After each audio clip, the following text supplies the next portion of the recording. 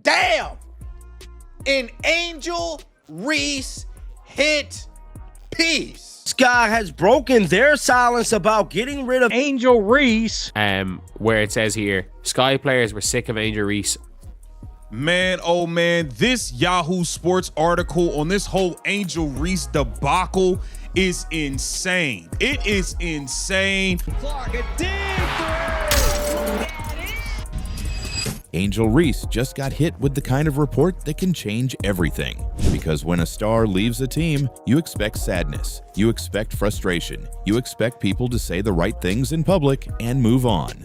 But that is not the word attached to Angel Reese right now. The word was relief. Apparently, the teammates wanted nothing to do with her going forward. And to be honest, I already said that. You know, it was a lot of like anonymous sources in this, which kind of be pushing me away. But being that I've been following this, I know there's certain things in here that it was obvious to see Ariel Atkins, regardless if they moved on from her too or not, she didn't want nothing to do with her. Courtney Vandersloot don't want nothing to do with her. Bro, it was a lot going on. And if even part of these reports are true, then this is no longer just another WNBA drama cycle. This becomes something much bigger. It becomes a question about reputation, leadership, and why Caitlin Clark keeps gaining ground, while Angel Reese keeps getting dragged into the wrong kind of headlines. Because the story coming out of Chicago is brutal. According to the source material, reports tied to coverage around the Chicago Sky painted a picture of a locker room that was not just frustrated with Angel Reese, but completely done with her. Not annoyed, not divided, done. Exposing the organization, couldn't stand her. Locker room cancer. The locker room now doing backflips that Angel Reese is gone. The whole double-double debacle. I thought we were done with this Angel Reese to the Atlanta Dream story, but it just gets crazier and crazier the more comes out. It seems like Jeff Pagliocca was the one packing her bags himself. The language was consistent. There was talk of apprehension, no love lost, and most importantly, relief after she was moved. Think about how strong that sounds in professional sports. Teams do not usually talk that way after moving on from a player who was still putting up big counting stats and had already become a two-time All-Star so early in her career. That is what makes this feel different. This does not sound like a normal trade. It sounds like something behind the scenes had already broken, and that is why fans are now going back and rereading everything. Because once these reports came out, moments that may have looked small during the season suddenly started looking a lot bigger. Body language on the court, teammates seeming disconnected, public frustration, veterans having to respond to situations that should have stayed internal. Even Reese's own comments about the roster started getting viewed differently. And my goodness, wow. Her teammates were not having her anymore. They were done with her. The Chicago Sky were done with her. It's unbelievable. Yahoo Sports, Chicago Sky have officially parted ways with Angel Reese, shipping the star forward to the Atlanta Dream in exchange first-round draft picks in 2027, 2028. This reporter predicts that the Sky will be long-term winners in that trade. Uh-oh. Just about anybody can find someone with a field goal percentage in the 30s. Ooh, boy. And pads the old rebounding stats as a result. I said Chicago Sky will win more games than they won last year this upcoming year.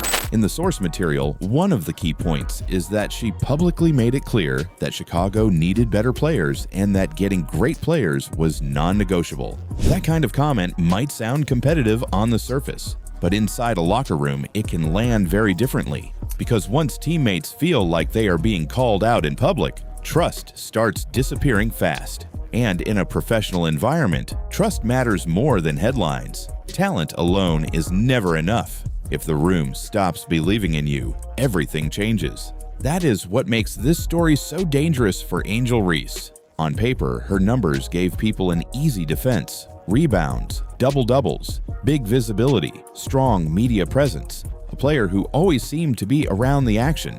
But the source material pushes a completely different argument. It says the production was not translating into real team value the way people assumed. There are repeated claims that the numbers often made Reese look better on the stat sheet without necessarily making the team better. The criticism goes even further, arguing that low efficiency and late-game stat chasing created a growing gap between perception and actual winning impact. Angel Reese, from the moment she set foot in Chicago, made it clear she was bigger than the program. Made it clear she was bigger than the program. Made it clear it was her team. Made it clear. And by the way, there's nothing wrong with that. That's the type of personality Angel Reese is. She made it clear she was larger. It was her team. Whereas that is the heart of the issue.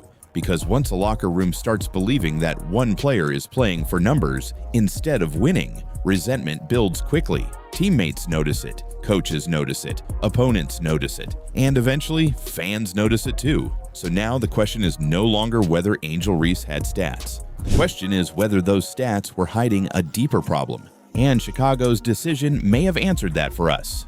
Because this is the part that really stands out. According to the source material, the Sky did not move Angel Reese in some massive superstar swap. They reportedly moved her for future first-round picks. That matters. It suggests that the organization may have been less interested in maximizing short-term talent and more interested in resetting the environment entirely. That is not a normal move for a player with Angel Reese's profile. A two-time All-Star being moved that early in her career is rare enough on its own, but doing it in a way that signals long-term reset instead of immediate basketball upgrade tells you this may have been a culture decision just as much as a basketball one. And once that idea lands, the Caitlin Clark comparison becomes impossible to avoid. Because while all of this was building around Angel Reese, Caitlin Clark was doing the exact opposite. No locker room leak, no reports of teammates feeling relieved, no stories about chemistry problems swallowing the team from the inside. Instead, Caitlin Clark kept getting attached to growth. Ticket sales, TV ratings, packed arenas, national attention, a sense that wherever she goes, the entire temperature around the league rises with her. The source material leans hard into that contrast, arguing that Clark is not just producing on the floor, but changing the business and momentum of the WNBA around her. And that is what makes this story feel bigger than one trade. Because this is not just Angel Reese versus Caitlin Clark in the usual debate format. This is something deeper. This is one player being associated with internal tension, while the other is being associated with external growth. One is fighting a perception problem inside the building. The other is building value everywhere she goes. That difference matters, especially in a league growing this fast. When leagues expand, they do not just choose the most talked about player. They gravitate toward the player who lifts everything around them. The player who helps teammates. The player who creates buy-in. The player who brings in eyeballs, money, energy, and belief. And right now, the source material makes the argument that Caitlin Clark is winning that battle by a mile. That does not mean Angel Reese cannot recover, but it does mean Atlanta becomes one of the biggest tests of her career. Because now, she does not just need to put up numbers. She needs to break a pattern. She needs to show that Chicago was the exception, not the rule. She needs to prove that this narrative about tension, friction, and disruption is overblown. If Atlanta works, she gets a real chance to reset the conversation. But if the same issues follow her again, then people will stop calling it bad luck and start calling it who she is. And that is where this gets uncomfortable. The source material points to a broader pattern across multiple stops and asks the question very directly.